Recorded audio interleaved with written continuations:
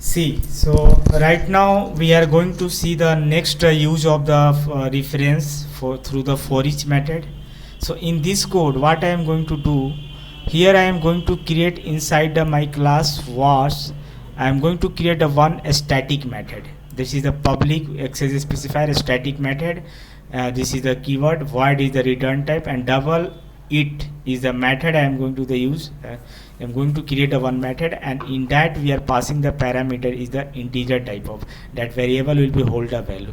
So here what this method will be go to double your value, whatever you are passing the value it will go for the 2 times. So this method is the my intention is here, and finally in this method I am going to printed the value of I into 2. What is the value of I? It will be go to the 2 times the double.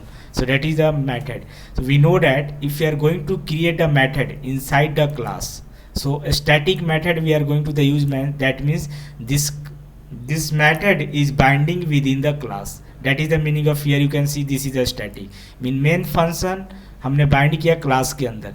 तो उसी तरीके से जब हम अपना एक method बनाएंगे, ये हमारा कस्टम डिफाइन मेथड है, तो इसको मैं इस क्लास के अंदर बाइंड करना चाहता हूँ, तो मैंने स्टैटिक कीवर्ड को यूज किया है. यदि मैं स्टैटिक कीवर्ड को यूज यहाँ नहीं करूँगा तो देखो क्या होगा. See that that's a problem will be occur because static method is the accessing within the, so we are going to binding within the class, we need to the static keyword. Okay, so we are going to use here a static. सो हमने method को bind किया, तो हमें पता है जब हम static method को बाइंड करते हैं क्लास के अंदर तो हमें क्लास की ऑब्जेक्ट बनाने की जरूरत नहीं पड़ती, हम डायरेक्टली क्लास के थ्रू एक्सेस कर सकते हैं. राइट. तो देखो इस कोड में हमने क्या किया कि ये तो हमने एरेज कलेक्शन फ्रेमवर्क में कुछ वैल्यू स्टोर कर दिया. इस कोड को मैंने प्रीवियस क्लास में बताया हुआ है आपको, और यहाँ पर मैं फॉर ईच मेथड का यूज कर रहा हूँ, और हमारा इंटेंशन है कि रिफरेंस कैसे यूज करेंगे.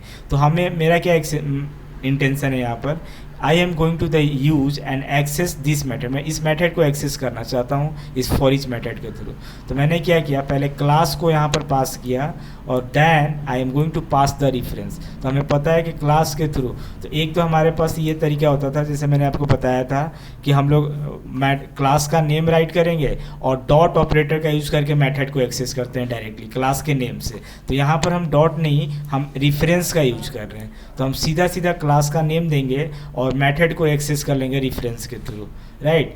and this is the use of for each method as a reference in the second way we have to understand. So finally the value of I will be printed by the 2 times. Right. So I am going to the run the code here and understand here. So see 10 जो है वो 20 हो गया है, 20 जो है 40 हो गया है, 30 की जो वैल्यू है 60 कर दिया है, और 40 की 80 कर दिया है. यहाँ पर हम लोग देख सकते हैं. तो जो भी आई की वैल्यू 1 बाई 1 इसमें पास होगी. फॉर ईच मेथड लूप वहाँ पर इरिटेट करेगा, इटरेशन ऑपरेटर लगाएगा और डबल उसको करते जाएगा, क्योंकि हमारे पास जो कोड है वो डबल वैल्यू है हमारे पास. Right. So double value we have to the taking to the I into 2. Right. So we have to the value is here 2 times हम लोग डबल मल्टीप्लाई कर रहे हैं. Clear? So we have to the access to the part on the 2 times double in the process. Right, all of you? You can understand to this process all of the, that means we are going to 2 times double is here. So finally हमने क्या देखा कि जब भी हम method static method class के अंदर बनाएंगे तो क्लास के थ्रू हम रेफरेंस के थ्रू हम मेथड को एक्सेस कर लेते हैं थ्रू फॉर ईच मेथड में. क्लियर है? Right, all of you? I hope all of are you to getting to this point.